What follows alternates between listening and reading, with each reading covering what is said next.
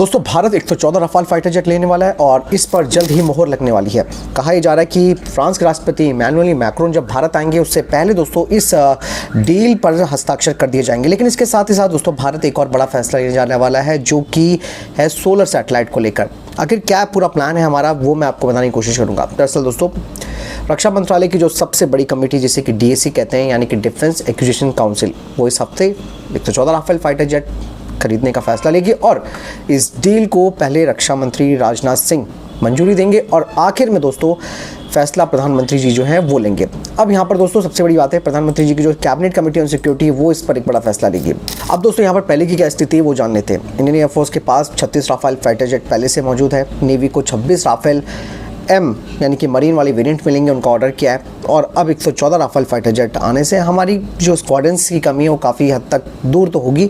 लेकिन यहाँ पर दोस्तों मेक इन इंडिया को लेकर एक बड़ा प्लान है। 114 राफेल फाइटर जेट्स जो हैं उनमें से ज़्यादातर फाइटर जेट्स जो हैं वो भारत में बनाए जाएंगे और डासो के साथ भारतीय कंपनी पार्टनरशिप करेगी। साफ्रान और थेल्स भी टेक्नोलॉजी ट्रांसफ़र भारत को करेंगे, यानी कि 55 से 60% तक जो स्वदेशी कंटेंट है वो राफेल फाइटर जेट्स में इस्तेमाल होंगे।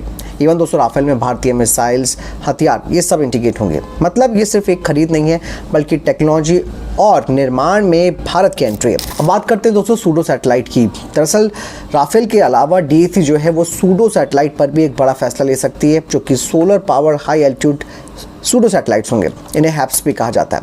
हैप्स दोस्तों खास तरीके के ड्रोन्स होते हैं जो 20 किलोमीटर की ऊंचाई तक उड़ सकते हैं, महीनों तक हवा में रह सकते हैं, सैटेलाइट जैसा काम कर सकते हैं। ये सस्ता भी है दोस्तों, रॉकेट की इसमें ज़रूरत नहीं पड़ती है। आपको मैं बता दूं कि भारत में NAL, DRDO और न्यू स्पेस रिसर्च टेक्नोलॉजी जो है वो पहले से ही इस प्रोजेक्ट पर काम कर रहे हैं। ये भविष्य की जासूसी और निगरानी की तकनीक है दोस्तों। यहाँ पर दोस्तों एक चीज़ और मैं आपको बता दूं कि डिफेंस खरीद नियम भी बदले जाएंगे। रक्षा मंत्रालय ने डिफेंस एक्विजिशन प्रोसीजर यानी कि DAP बदलने का ड्राफ्ट भी जारी किया, जिसका उद्देश्य ये रखा गया है कि हम तेज़ी से खरीद कर पाएँ, ज़्यादा स्वदेशी उत्पादन कर पाएँ, प्राइवेट सेक्टर की भूमिका को इसमें और ज़्यादा इन्वॉल्व किया जाए। मतलब आधुनिक युद्ध की ज़रूरतों के हिसाब से इसमें बदलाव किया जाएगा। बात साफ हो जाती है दोस्तों, एक तरफ 114 Rafale fighter jet Indian Air Force की ताकत बढ़ाएंगे तो दूसरी तरफ दोस्तों हैप्स प्लेटफॉर्म आसमान पर निगरानी की बढ़त हमें दिलाएंगे और साथ में दोस्तों डिफेंस खरीद प्रक्रिया में भी बड़ा सुधार होगा। ये सिर्फ दोस्तों एक खरीदारी नहीं है बल्कि भारत की भविष्य की सैन्य स्ट्रैटेजी का रोड मैप है। तो इस तरीके से दोस्तों जो चेंजेस हैं वो फ्यूचर वॉरफेयर को देखते हुए लिए जा रहे हैं, जो कि काफ़ी ज़रूरी हो जाता है।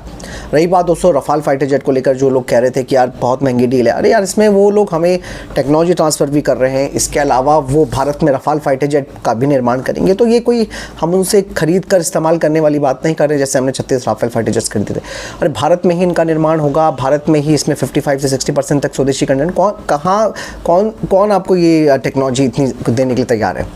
कुछ लोग कह रहे थे कि यार साहब का ग्रिफिन फाइटर जेट अच्छा है। तो यार मैं आपको दोस्तों बता दूं कि जो ग्रिफिन फाइटर जेट है साहब का, वो नो डाउट बहुत ही अच्छा फाइटर जेट है। लेकिन दोस्तों बात तो वही है, उसमें भी अमेरिका का GE F414 इंजन का इस्तेमाल हो रहा है और ये इंजन की जो सप्लाई का जो अमेरिका ने अभी तक प्रॉब्लम क्रिएट करके रखा है, तो कल वो अगर हम साहब के साथ भी अगर ग्रिफिन डील करते हैं तो वो भी हमारे साथ ऐसे ही करेगा।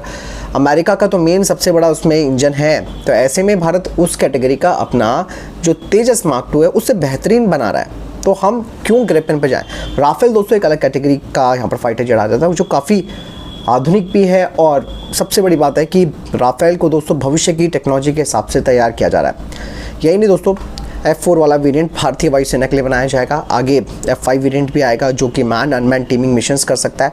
और फ्रांस तो दोस्तों इवन यहाँ पर भारत के AMCA फाइटर जेट प्रोग्राम में भी एक बड़ा सपोर्ट देने की बात कर रहा है। तो इन चीज़ों से बात ये क्लियर हो जाती है कि ये केवल एक हमारा पैसा जो जा रहा है फ्रांस को, वो केवल वन साइड वे में नहीं जा रहा है बल्कि हमें रिटर्न में भी बहुत कुछ मिलेगा। और एक चीज़ और यहाँ पर मैं आपको बता दूँ कि इंजन को लेकर भी भारत और जो फ्रांस के साफ्रान है बातचीत कर रहे हैं ताकि भारत में स्वदेशी 120 किलोन्यूटन थ्रस्ट क्लास का इंजन बनाया जा सके, जो कि हमारे AMCA, इसके बाद तेजस Mark 2 और बाद में दोस्तों जो हमारे ऑलरेडी फाइटर जेट्स बन चुके होंगे उनमें भी इस्तेमाल हो पाएगा। तो चीज़ें दोस्तों यहाँ पर बहुत सारी हैं जहाँ पर भारत इस वक्त एक स्ट्रैटेजी वाइज काम कर रहा है। नियम बदले जा रहे हैं, प्राइवेट सेक्टर के इन्वॉल्वमेंट को लाया जा रहा है, जो ये बताता है कि भारत इस वक्त केवल अपना एक अकेला सिर्फ खरीदने के बारे में नहीं सोच रहा, पहली बार दोस्तों ये है कि जब टेक्नोलॉजी ट्रांसफ़र को भारत ने हर देश के सामने रखा है, इवन रशिया के सामने भी हमने TOT रखा है कि भाई अगर आप Su-57 बनाओगे तो TOT दोगे, तो रशिया तो पूरी तरीके से मान गया है। हालांकि यहाँ पर दोस्तों 5th जनरेशन के कॉन्सेप्ट की बात हम बाद में करेंगे, क्योंकि वो फिर काफ़ी बड़ा मुद्दा हो जाता है। हो सकता है उसमें भी भारत रशिया के साथ एक डील करे जिसमें कि भारत में Su-57 फाइटर जेट बनाए जा सके।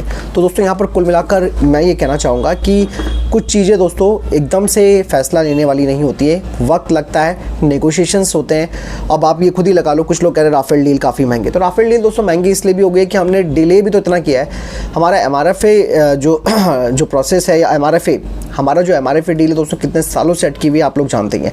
इसमें सबसे बड़ी प्रॉब्लम हमारी है, हमारी सबसे बड़ी प्रॉब्लम ये रही कि हमने फैसले तेज़ी से नहीं लिए, लगातार उसमें डिले करते रहे, और चीज़ जो कल 10 रुपये की थी वो आज 15 रुपये की हो गई है। फिर आगे अगर और डिले करोगे तो 20 की हो जाएगी। तो वही हमें राफेल फाइटर जेट प्रोग्राम में सामना करना पड़ा है, क्योंकि दोस्तों यहाँ पर इस वक्त पाकिस्तान और चाइना, इन दोनों को इस वक्त भारत के लिए ये खतरा बने हुए हैं। और अगर यहाँ पर थोड़ा सा पावर बैलेंस शिफ्ट होता है तो भारत के लिए चुनौती हो जाएगी। तो भारत नहीं चाहता कि हम प्रॉब्लम में क्रिएट हो। साथ ही सबसे बड़ी बात यह कि दोस्तों हमारे पैरेलली तेजस मार्क 2 प्रोग्राम भी चल रहा है। मार्क 1A पर भी काफ़ी हद तक अब HAL ने ये आश्वासन दे दिया है कि भाई अमेरिका ने इंजन सप्लाई का भरोसा दे दिया है, तो हमें टाइम पर इंजन मिलेंगे, तो हमारे फाइटर जेट्स की डिलीवरी भी टाइम पर होगी। तो ये चीज़ें दोस्तों कोई आपको आएगा नहीं, कोई आपको पकड़ के सिखाएगा नहीं। सीधी बात है, फैसले जो लिए जाते हैं वो बहुत सोच समझ कर लिए जाते हैं। कोई ऐसा नहीं है कि हम कोई सब्जी या फिर कोई जिसे कहते हैं ग्रॉसरीज खरीद रहे हैं। ये एक देश की स्ट्रैटेजिक ऑटोनॉमी की बात होती है, तो वहाँ पर दोस्तों फैसले जो हैं वो काफ़ी इंपॉर्टेंट हो जाते हैं, क्योंकि भारत को पता है कि आज राफेल इम्पॉर्टेंट है तो कल हमारा MCA तेजस मार्क 2 भी इम्पॉर्टेंट रहेंगे।